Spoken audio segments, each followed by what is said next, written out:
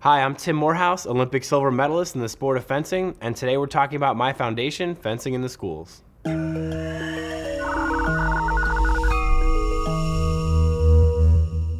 know, Washington Heights was a pretty rough area when I was growing up in the 80s. It was actually led the city as the murder capital of the city when I was there. So, you know, when I was growing up, my mother actually found a charter school in East Harlem for me to attend because the schools in Washington Heights were so, you know, they were so known as low-performing schools. And one of the reasons I ended up doing Teach for America and now really wanting to work and help kids in lower-income communities is because of that experience, really seeing the difference in education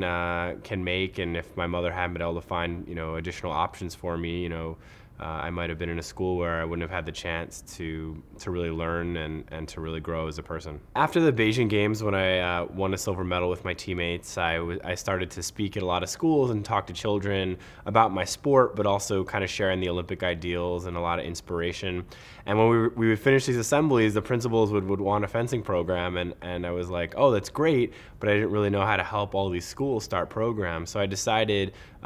this past year while I was training for the London Games that I was going to start fencing in the schools, and we are going to try to get 1 million kids fencing in the next 10 years. It's a great sport, gives kids a lot of obviously healthy activity, but requires a lot of mindfulness, a lot of focus, and we're also going to integrate in a lot of the character driven traits that come from being an Olympian and the Olympic ideals.